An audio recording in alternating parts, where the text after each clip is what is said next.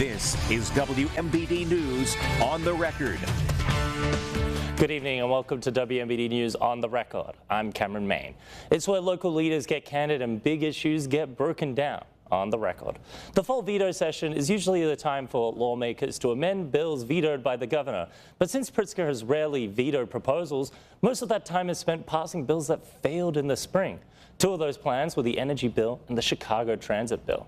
To break this down, we have Peoria's Democrat State Senator Dave Koehler. Thanks again for coming on. Appreciate it.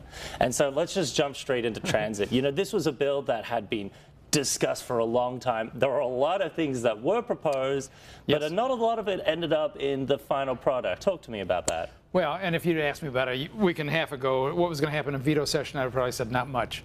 But as it happened, probably more happened in this veto session than any I've ever been involved in. The transit bill, came out of the Senate last spring. We had a funding mechanism that talked about a $2 fee on every internet transaction, or like if you bought DoorDash or Instacart, whatever. That was not very popular. And so the House had the bill. We were waiting for the House to somehow fix it and send it back. They couldn't decide on it. So finally what happened was there was a funding mechanism of taking the sales tax portion of the gas tax and using that for transit. And it caused us not to have to raise taxes on anybody else. It was a good fix. It had a little bit of a problem for downstate because it took money out of the road fund, which the downstate gets 55% of that. Right. The reality is, though, that in this past year, the downstate groups have used about 70% of the road fund. The big driver for construction projects in the Chicago area is a tollway. And this bill added some enhancements to the tollway, so things are set for a long time on that. Yeah, and I think, a lot of what Republicans are saying is, this transit bill is taking away from downstate.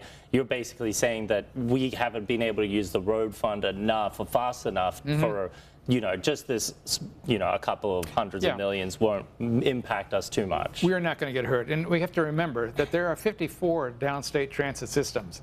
And they got money out of this as well, and they needed that because all the focus has been on Chicago, but there's some real needs in terms of downstate transit. And downstate transit is maybe not the same thing as it is in Chicago, but it's still important for our communities, for getting to work on time, getting to school, getting to the doctor's office.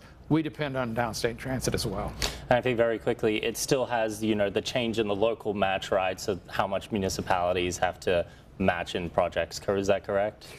For road fund? Yes. For road projects, yes. So there's still that same formula. And then let's just move over to the energy bill. It was quite, as you said, it's surprising to see it pass. And I think one thing that has been said, it has energy storage, which last time we talked about it, very in support of. And then the nuclear moratorium ending, also another thing you were in support of. Yes, I was very supportive of that.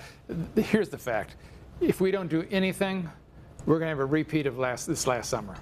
And that is that MISO, which is our regional transmission organizer, which is 14 states in the Midwest, they're going to go out for a capacity auction, and the capacity auction is going to be high, and it's going to be tacked onto everybody's bill.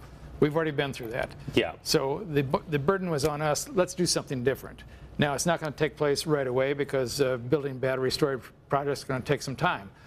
But the reason we have such high prices in the summer is, one, the capacity auction added that to us, but the other is that there are peaker plants that make enormous profits. They make 10 times, 20 times the profit because they run, say, at 5 o'clock in the afternoon on a hot August evening, and everybody is demanding more electricity. Right. And that price goes sky high. Battery storage will make wind and solar what they call dispatchable, so that you can store that energy. If the wind isn't blowing and the sun isn't shining, you're not producing energy. But when it is, you want to store that, and that can take those peaks and knock that off.